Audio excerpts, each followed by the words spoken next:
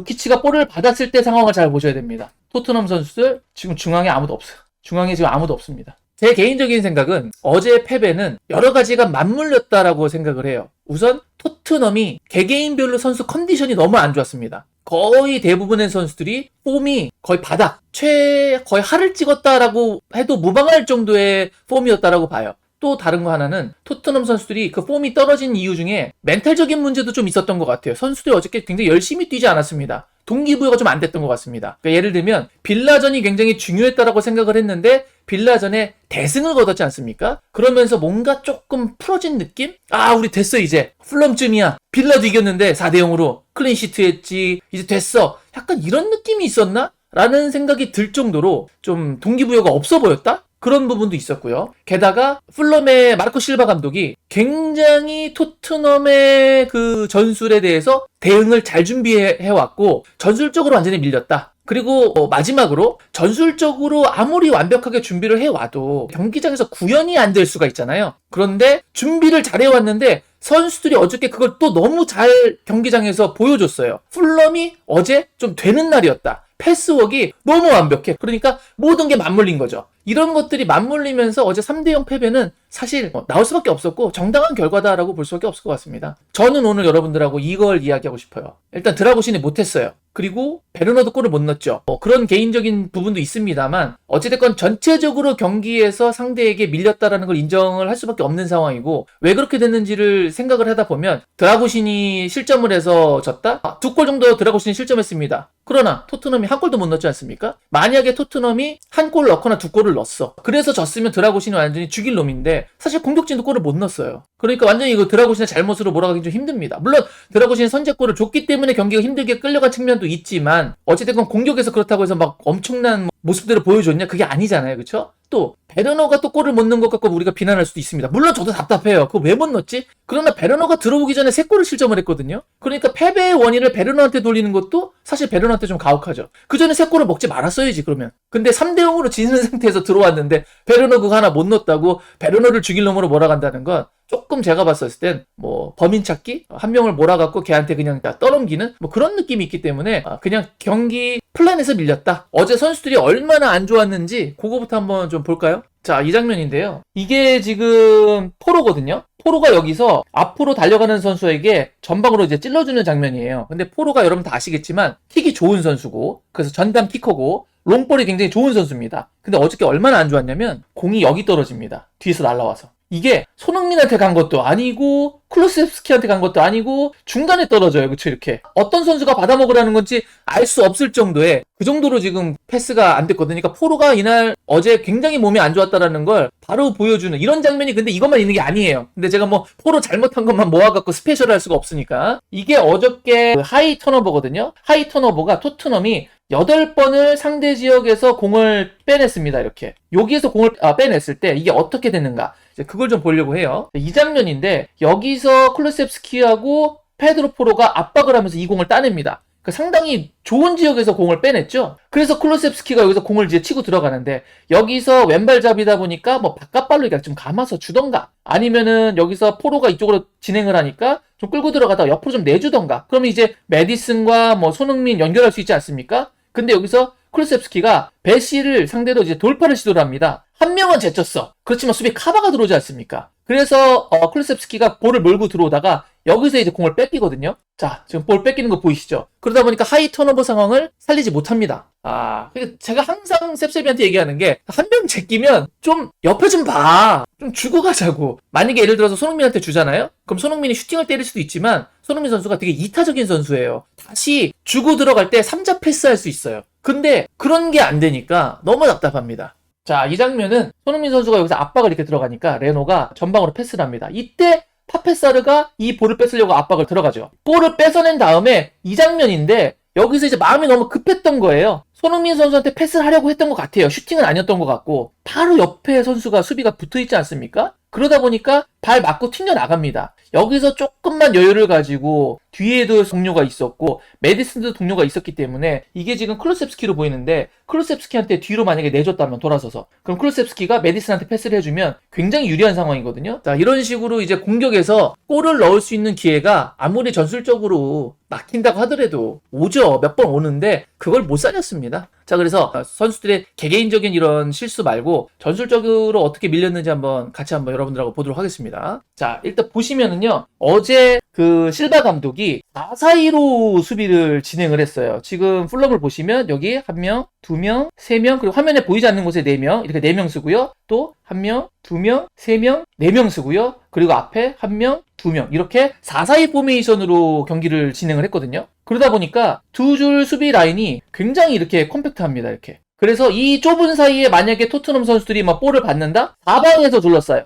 네. 물론 이 선수들이 다 온다는 얘기가 아니라 최소한 한 명이 공을 잡았을 때 2명, 3명 숫자 싸우면서 우위를 점하면서 이 중간에 볼이 들어오는 선수들이 공을 못 잡게 합니다. 그리고 앞에 있는 2명, 이 앞에 있는 2명이 이제 뭐 상황에 따라서 선수들끼리 스위칭되는 경우는 있겠습니다만 기본적으로 역습을 해요. 이러다 보니까 토트넘이 굉장히 이 중앙에 볼을 집어넣는 것을 어려워하면서 볼이 중앙에 들어가도 계속 막히면서 볼을 뺏기거나 아니면 밖으로 공을 뭐 밀어내거나 이런 장면들이 계속 나오거든요. 토트넘이 공격이 강한 팀 아니겠습니까? 이렇게 지금 풀럼이 4-4-2로 준비를 했습니다. 근데 토트넘이 공격이 강한 팀이다 보니까 간혹 5백을 세우는 경우가 있었어요. 여기 한 명이 들어가고 수비 라인을 이제 촘촘하게 하겠다는 거죠. 5-3-2를 가져가는 경우도 간혹 있었습니다. 그러나 이 5-3-2의 약점이 뭐였냐면 이 공간을 많이 내준다는 거죠. 반대쪽 이쪽도. 이 두 공간을 많이 내주면서 토트넘 선수들이 이 공간까지 편안하게 올라오고 편안하게 올라온 선수들이 이 수비와 수비 사이 있지 않습니까? 이 사이를 침투하면서 뒷공간을 노리는 이런 플레이를 하면서 결국엔 뚫어냈단 말입니다. 그래서 5-3-2를 세우면 이런 문제점이 있더라. 토트넘을 상대로 5백을 세워서 이번 시즌 프리미어 리그에서 토트넘을 이긴 팀이 없습니다. 그러니까 5백을 세우면 골을 안 먹힐 수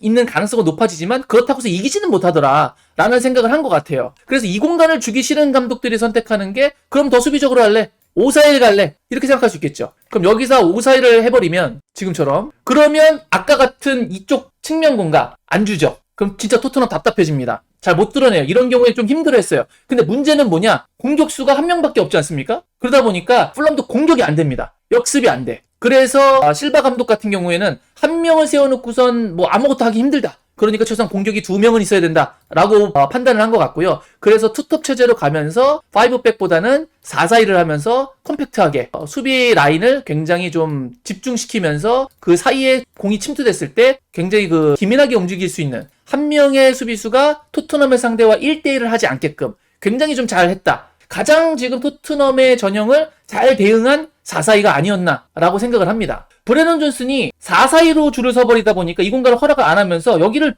뚫지를 못했습니다. 굉장히 힘들어했어요. 지난 경기 아스톤 빌라전 같은 경우에는 5백을 서다 보니까 이쪽 공간에서 좀 여유가 있는 느낌이 있었는데 이번에 마르코 실바 감독이 이 부분을 좀 주면 안 된다라고 해서 여기서 수비를 항상 배치를 하다 보니까 굉장히 좀 버거워하는 장면들이 있었고 지금 보시면 여기서 공을 잡으면 바로 이렇게 압박이 들어옵니다. 그러니까 이 지역까지 나아가지를 못하는 거예요, 브레넌 존슨이. 그래서 패스가 들어오는데 이 공을 지켜내지 못하고 그냥 원터치 이렇게 안에 찔러 넣어주거든요. 근데 뭐 말도 안 되는 대로 갑니다, 공이. 실바 감독이 굉장히 준비를 잘해왔다라고 느껴지는 장면들이 꽤 많았는데 그 중에 좀 인상적인 장면 한번 준비를 해봤습니다. 함께 보시죠. 자, 이 장면인데요. 풀럼이 뽀백 수비를 하고 있지 않습니까? 이렇게. 그리고 중간에도 4명이 서요. 4명이 쓰는데 패스가 브레넌 존슨한테 나아가고 나니까 이게 손흥민한테 연결될 수 있지 않습니까? 그러다 보니 이 자리를 지키고 있던 이 수비수가 손흥민한테 갑니다. 즉 이쪽 지역을 1대1 수비를 안 하게 만들겠다는 얘기예요. 또는 뭐 2대1 상황을 안 만들겠다는 얘기예요. 그러니까 4명의 수비가 자리 잡고 있다가 볼이 진행을 하면 그 상황의 공간을 커버해주기 위해서 한 명이 재빠르게 이제 뒤로 들어가는 거죠. 그러다 보니까 바로 이렇게 2명이 수비를 하게 됩니다. 손흥민한테 패스할 수 있는 공간이 나오지를 않아요. 그래서 이 공격도 무위로 좀 돌아가죠. 항상 수비수가 한 명은 더 많은 1대1 상황이 아니라 2대1 상황, 2대2가 아니라 3대2 상황, 이렇게 계속 숫자에서 좀 우위를 가져갔기 때문에 토트넘보다는 풀럼이 확실히 준비를 잘해왔다. 4-4-2 수비에 대한 그런 연습을 일주일 동안 굉장히 많이 해왔구나 라는 걸 좀 느낄 수밖에 없었습니다. 그러니까 반대로 토트넘은 또 얼마나 어제 전술적으로 준비가 좀 잘 안 됐냐면 지금 보시면 토트넘 선수들 너무 많습니다. 지금 여기 페레이라랑 윌리안이 둘이 있거든요. 근데 토트넘 선수도 이 두 명을 막으려고 여기 지금 페드로 포로는 의미 없는데 여기 가 있고요. 쿨루셉스키, 요거 뭐 비수마르 보이고 파페사르 두 명 막는데 네 명이 이렇게 있어요. 그러니까 이 크로스가 좀 올라가지 않습니까? 그게 이 지점으로 좀 떨어지는데 이게 지금 공이 넘어오는 장면이거든요. 그러니까 두 명을 막아야 되는 우도기의 고충이 보이는 장면이죠. 자, 이 장면인데요. 이게 드라구신이 지금 공을 걷어내는 장면이거든요. 근데 드라구신한테 집중하지 마시고 여기를 보세요. 뭐 이렇게 많어 여기에. 한 명, 두 명, 세 명, 여기 왜 모여 있는 거야, 지금 여기서? 이렇게 여기에 몰려 있다 보니까 드라고신이 볼을 걷어낸 게 이쪽 방향으로 가거든요? 여기서 이어비가 이 공을 따는 거예요. 그래서 공이 이 방향으로 이렇게 넘어가게 되고, 그리고 이어비가 그 공을 따면서 앞으로 달려가는 선수에게 슬쩍 밀어주죠. 연습이 잘 안 됐던 것 같고, 또한 집중력도 많이 떨어졌던 것 같고, 동기부여도 좀 없었던 것 같습니다. 그냥 흘러가는 대로 있었던 것 같아요. 연습을 많이 안 했나라는 생각이 들 정도로 좀 우왕좌왕하고 한쪽에 너무 쏠리거나 가운데 그렇게 4명이나 있을 이유가 전혀 없거든요. 지금 수비하는 상황이거든요. 수비하는 상황이면 공간과 공간을 커버를 해줘야 되는데 왜 저렇게 4명이 모여 있었는지 너무 좀 잘 안 되고 있는 상황이라고 볼 수 있을 것 같아요. 이길 수가 없는 경기였다. 다시 한번 말씀드립니다만 드라구신과 베르너만의 문제가 아니라 전체적인 틀을 봤었을 때는 전술과 이런 시스템에서 졌다 라고 볼 수밖에 없고요. 가장 결정적인 장면, 선수들이 위치를 제대로 잡지 못해서 추가 실점을 하게 되는 장면을 준비를 해봤습니다. 이 장면이거든요. 이 장면이 이제 실점하는 시퀀스예요. 자, 지금 보시면은요, 스로인을 준비하고 있어요. 스로인을 준비하고 있는데 그럼 스로인을 누구한테 하겠습니까? 얘 아니면 얘한테 하겠죠. 근데 파페사르가 당연히 이제 수비를 하러 오는데 지금 보시면 클루셉스키 지금 뭐 하고 있습니까? 양말을 올리고 있어.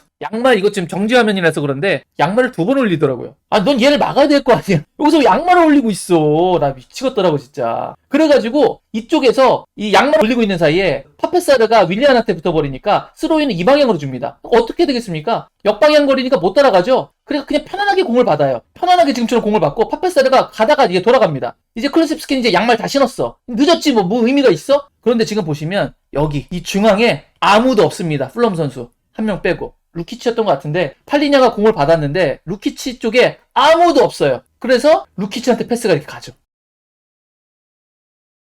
토트넘 선수들 여기 그리고 여기 중앙에 지금 아무도 없습니다. 지금 가운데가 중원 실종이에요. 지금 다시 돌아가 볼게요. 지금 토트넘이 스로인하는 상황인가요? 지금 토트넘 공격입니까? 공격 아니죠? 지금 상대가 지금 스로인하고 있죠? 그럼 수비 상황이죠? 수비 상황인데 여기가 이게 없어. 여기 왜 들어가 있지 다들? 난 진짜 미치겠네. 수비하는데 여기 왜가 있냐고. 여기 왜 비워놓냐고 중앙을. 지금 나는 그래서 좀 토트넘이 스로인했나? 나는 진짜. 네. 이 상황이 지금 발생을 합니다. 그러다 보니까 그러니까 이거는 확실히 전술의 문제죠. 이렇게 앞선과 뒷선 이렇게 벌어져 있으면 이게 지금 프리미어리그 프로축구가 맞나라는 생각이 들 정도고요. 그러다 보니까 여기 오른쪽 보이시죠? 이워비 오늘 하드킬이라는 선수 아니겠습니까? 이워비한테 바로 가는 거예요 지금. 그러니까 이워비가 공 봤죠 이렇게? 여기 보이시죠? 우도기 가운데 볼이 들어오니까 우도기가 지금 뭐 하는 거냐면 손을 내밀면서 뭐 하는 거예요 지금? 왜 아무도 없어 가운데 지금 이거 하는 거예요. 그래가지고 이워비가 볼을 받지 않습니까? 이제 우도기가 어쩔 수 없이 이제 앞으로 수비를 하러 가요. 그거를 이워비가 제껴냅니다. 이워비가 우도기를 제껴냈단 말이에요. 그러다 보니까 옵션이 2개 생겨요. 안쪽, 바깥쪽. 그래서 이워비가 바깥쪽으로 패스를 주고 그리고 나서 측면에서 크로스가 오면서 지금 측면으로 크로스 오죠? 그러면서 두 번째 골이 들어가는 거거든요. 그러니까 전술적으로 대응이 굉장히 좀 안 좋았죠. 이게 가장 큰 미스가 아니었나 싶습니다. 한 선수나 한 선수의 문제로 치부하기에는 어제 너무 전체적인 경기장에서의 선수들 위치와 이런 시스템이 엉망이었다라고 보시면 될 것 같아요. 굉장히 전술적으로 포스테코글루 감독의 전술을 압도했다라고 저는 생각이 되거든요. 그래서 이번에 패배는 여러 가지 요인도 있지만 전술적 요인이 가장 크다라고 봐요, 개인적으로.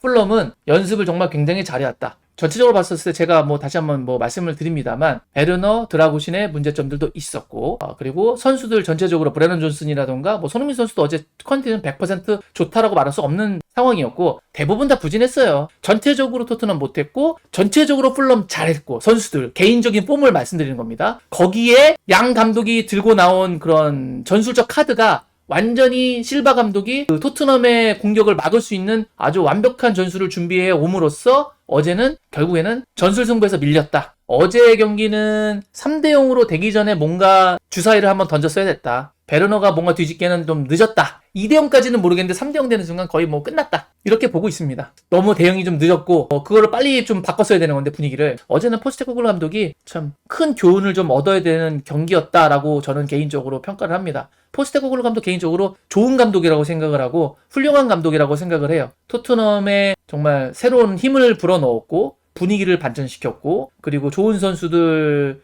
잘 관리를 시키면서 비스마 같이 또 포로 같이 문제 있던 선수들도 많이 끌어올렸고 좋은 감독이라고 해서 모든 게 다 좋을 수는 없지 않습니까? 자, 오늘 제가 준비한 영상은 여기까지였습니다. 함께 해주신 모든 분들 감사합니다. 오늘 영상이 마음에 드셨다면 구독, 좋아요, 알림 설정 부탁드리도록 하겠습니다. 저는 다른 더 좋은 영상으로 여러분께 인사드리도록 하겠습니다. 그때까지들 건강하시기 바랍니다. 역시 I guess.